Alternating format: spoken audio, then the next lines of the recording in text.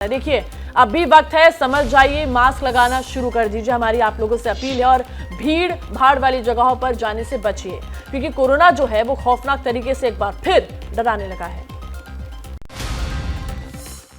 जो कुछ कोरोना की दूसरी और तीसरी लहर के दौरान दिखाई दिया, क्या उसकी वापसी दोबारा हो रही है? क्योंकि जो नई रिपोर्ट सामने आई है उसका इशारा कुछ वैसा ही है। IIT कानपुर के साइंटिस्ट ने कोरोना वायरस पर नया एनालिसिस जारी किया है। अगर इसी तरह केस बढ़ते रहे तो फिर मई तक रोजाना 20,000 केस सामने आ सकते हैं। असल में पिछले कुछ दिनों से कोरोना के केस बेहद तेजी से बढ़ रहे हैं। 5 अप्रैल को पूरे देश में 5,335 नए मामले सामने आए और 13 लोगों की मौत हो गई। अप्रैल के शुरुआती 3 दिनों तक कोरोना के रोजाना 3,000 मामले सामने आ रहे थे, लेकिन पिछले 2 दिनों में वायरस टॉप गियर में दिखाई दिया।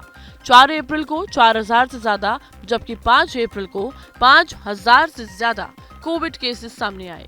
गुरुग्राम में 7 दिन में 500 से ज्यादा केस आए। अगर देश भर में संक्रमण दर यही रही तो अप्रैल में 1 लाख से ज्यादा नए केस सामने आ सकते हैं। ऐसा इसलिए क्योंकि शुरुआत के 5 दिनों में ही यह आंकड़ा 20,000 केस को क्रॉस कर चुका है। महाराष्ट्र की अब बात कर लेते हैं, क्योंकि कोरोना के केसेस यहां भी तेजी से बढ़ रहे हैं। इसको लेकर राज्य सरकार ने तैयारियां तेज कर दी हैं। दूसरी लहर में कोरोना का एपिसेंटर रहे मुंबई में वायरस फिर बेकाबू होने लगा है। पिछले 24 घंटे मुंबई में कोरोना के 216 नए मामले सामने आए हैं, जबकि 1 मरीज की मौत हो गई है।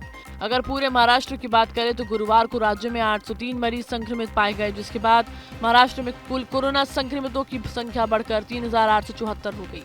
पूरा महाराष्ट्र में हमारा जो स्ट्रेंथन है आरोग्य डिपार्टमेंट से, क्या सिचुएशन है हर एक हॉस्पिटल में, कोविड सेंटर में, सर्जिकल इक्विपमेंट्स, ऑक्सीजन, बेड्स, जो भी कुछ है। कोरोना के बढ़ते मामलों के मद्देनजर मुंबई के सभी अस्पतालों में 11-12 अप्रैल तक मॉक ड्रिल होगी। कोरोना को लेकर राज्य सरकार द्वारा जारी किए गए ताजा आंकड़ों के मुताबिक राज्य में इस समय एक्टिव मरीजों की संख्या 3,800 के पार है। वहीं दूसरी तरफ जिन जिलों में एक्टिव मरीजों की संख्या में लगातार बढ़ोतरी देखी जा रही है, उसमें मुंबई, पुणे, रायगढ़ जैसे जिले शामिल हैं। और जिन इलाकों में पॉजिटिव दर में लगातार बढ़ोतरी देखी जा रही है, उसमें नागपुर, मुंबई, पुणे जैसे जिले शामिल हैं। न्यूज एंड व्यूज में एक अहम खबर देखिए, पिछले कुछ दिनों में जिस तरह की बेमौसम बरसात देश के कई हिस्सों में हुई, उससे शहरों में तो लोगों को गर्मी से राहत मिली, लेकिन खेत वाले किसानों के लिए किस तरह की आफत बन गई है बरसात, आपको दिखाते हैं इस रिपोर्ट में।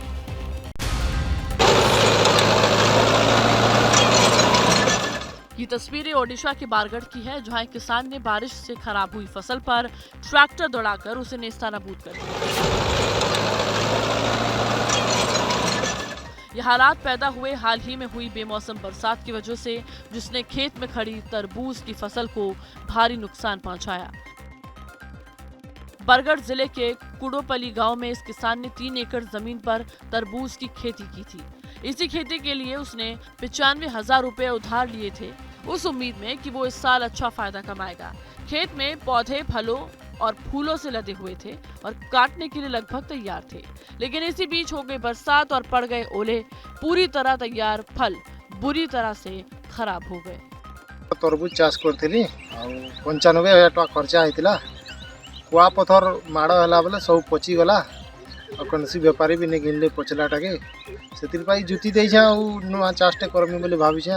न्यूज एंड व्यूज में अब बात कर लेते हैं दिल्ली की। दिल्ली के कापासेड़ा इलाके में बीती रात एक लकड़ी के गोदाम में भयंकर आग लग गई, जिसमें लाखों का माल स्वाहा हो गया। देखिए इस रिपोर्ट में। सब कुछ जलाकर खाक कर देने को बेताब ये आग की लपटें उठी दिल्ली की कापासेड़ा इलाके में। यहाँ बीती रात 9:30 बजे के करीब लकड़ी के एक गोदाम में भयंकर आग लग गई। देखते ही देखते चारों ओर धुआं फैल गया और आग की लपटों ने पूरे गोदाम को अपनी आगोश में ले लिया।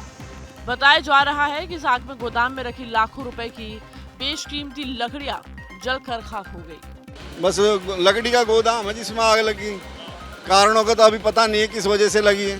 दमकल की गाड़ियां रात भर आग को काबू करने में जुटी रही। आग को चारों तरफ से घेर लिया है, आगे कोई बढ़ने की उम्मीद नहीं है, थोड़ा टाइम लगेगा, जल्दी बुझ जाएगी। अच्छी बात यह है कि आग से किसी के हताहत होने की खबर नहीं आई। गोदाम में आग लगने का कारण अभी तक सामने नहीं आ पाया। 9:30 बजे के करीब शाम का वक्त था जब यहाँ पर आग लग जाती है। साफ तौर से आप तस्वीरें देख पाएंगे किस तरह से फायर विभाग के तमाम जो कर्मचारी हैं वो इस आग पर काबू पाने की जो कोशिश है वो लगातार चल रही है। जैसे ही घड़ी का काटा दोपहर 2:30 पे आए, बबीता जी का दिल सास बहू साजिश के लिए मचल जाए। और ये है इनकी बहू, पूरे दिन ऑफिस की टेंशन हो जाए गॉन जब ये करें अपना फेवरेट शो फ्री टाइम पे ऑन। इनकी तरह आप भी देखिए अपना फेवरेट शो अपने टाइम पर और डाउनलोड कीजिए एबीपी लाइव ऐप अपने स्मार्ट टीवी पर।